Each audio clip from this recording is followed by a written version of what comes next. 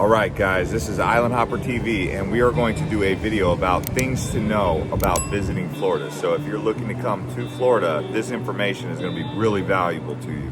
Let's go.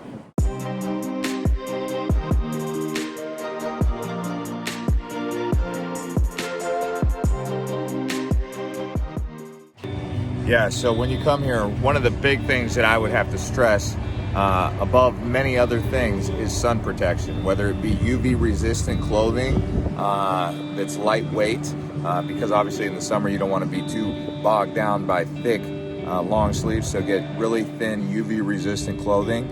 Also consider some form of sunblock, a hat, sometimes maybe even a full brim hat, various different things to take precautions against sun, because the sun is really strong out here. And you'll notice a lot of Floridians who've been down here a long time have a lot of wrinkles. That's because this sun down here, really strong. So if you're anything like me, fair complexion, make sure you take those precautions before you come down here. And think outside of the box. Don't necessarily have to use sunblock or the sun lotion, sunscreens. Okay, you can use clothing to also block the sun. Yeah, so a really important thing to know about Florida, super expensive. I mean, when I say expensive, I'm not joking, okay? It's not too expensive to live in Florida, but to actually visit here, you're gonna be paying a pretty penny. The Keys, really expensive. Miami, very expensive. It's not just the accommodation that's gonna get you, it's the activities, it's the getting around, it's the food. Sometimes you'll be paying as much as $20 for a mojito, $25 for a margarita, just to go out for a meal. It adds up almost every time over $100. So doing a little bit of research on this can help save you some money in the long term, because you'll discover out here in Florida, the bills add up quickly. I know some of you are like, oh, you should have done your research. You should have done a better job of saving money. Yeah, you're right. So just don't be surprised that money does fly out of your pockets pretty quickly, out of your wallet. So you come here and make sure you do a lot of research. Hopefully this channel helps you with some of that, because I'm trying to share with you some of my mistakes. So do be sure to subscribe to this channel and check out some of our other videos as we continue to help you with saving money and getting around Florida.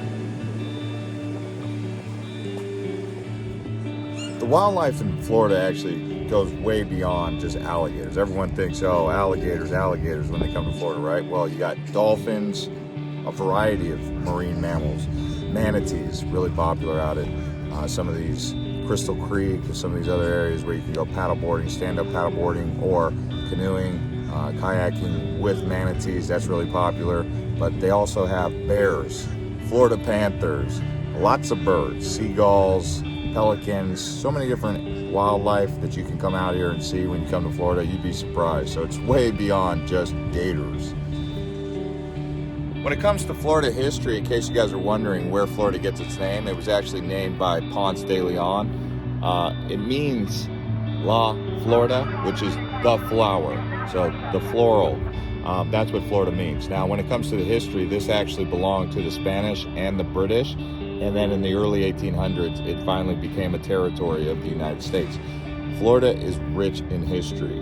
Obviously, St. Augustine is one of the oldest cities in all of North America, or settlements in North America, so very rich in history here in Florida. Another thing that's really interesting to know about Florida is it's actually one of the flattest states. Actually, it is the flattest state. So Florida doesn't really have any mountains, hills, or anything like that. So when you come to Florida, don't expect anything but just trees and swamp and marsh. And that's about it. You're not going to get any hills, you're not going to get any rolling mountains or anything like that. So I found that to be an interesting tidbit to point out to you guys.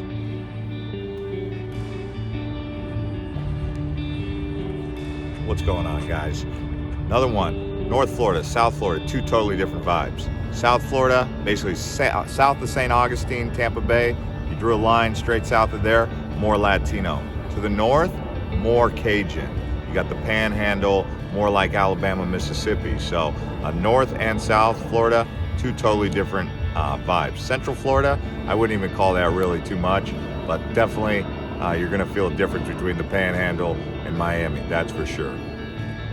So the people out here in Florida are actually pretty friendly. They're actually really outgoing. They don't have much patience for people who complain, or you know, if you're going to be one of those people who are going to come down here complaining about the humidity, the swampy atmosphere, you know, the environment, they don't have patience for that. But for the most part, very friendly, tough knuckle people. I mean, they grew up on the swamp. They grew up in this atmosphere.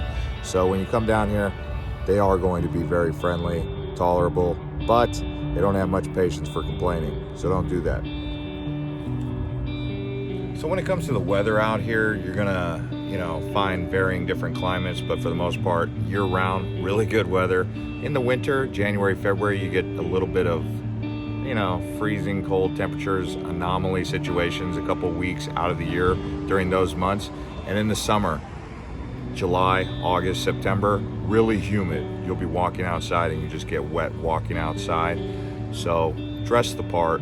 Wherever you go, you'll know the weather is going to be there on the weather reports right before you go. Do your research on that apps before you get here. Enjoy yourself. The weather is usually really good. Here's a big thing. Florida actually is the amusement park capital of the world. Tampa Bay has Busch Gardens. Orlando has the Disney resorts, Universal, Gatorland, all of that in Florida. Then you have amusement parks up and down, Pensacola Beach, Panama City, Jacksonville has some stuff. So all across Florida, it really is an amusement park state. I mean, that's why they call it the amusement park capital of the world. Even the Everglades, I mean, no matter where you go, you're going to get some action with the amusement. So that's one thing to know. Here's another one for you. Florida is actually the golf capital of America. There's more golf courses out here than any other state. The PGA Tour's got several events that they hold down here. The conference in International Drive in Orlando for the PGA Tour. This is a major golf course state. Lots of seniors come down here, retire, live in golf communities. Year-round, great weather. I mean, you get it. Good place to play golf. Number one in America. All right, so when you come to Florida, try to have some cash on you at all times, because most places in America, yeah, they're starting to go cashless, but Florida, not one of those places. Cash, petty cash in your pocket, on hand, good to have, especially when you go to like the small beach towns like Key West and whatnot. Yeah, another thing, because it is so expensive, you're gonna wanna find free things to do. So what are some free things you can do? Some towns like Tampa offer a free trolley that takes you from Ybor City to downtown Tampa. Also walking around Disney Springs, that's free. Walking around some of these other places, like the beaches, for example, those don't cost money. So there are free things that you can do, or low cost adventures like riding bikes around town. Really easy way to get around. You don't have to pay for parking, you don't have to pay for a rental car, you just ride your bike. You know, it's gonna cost you a little bit of physical exercise, but that's about it. So being on the lookout for free things to do in Florida can really save you some money.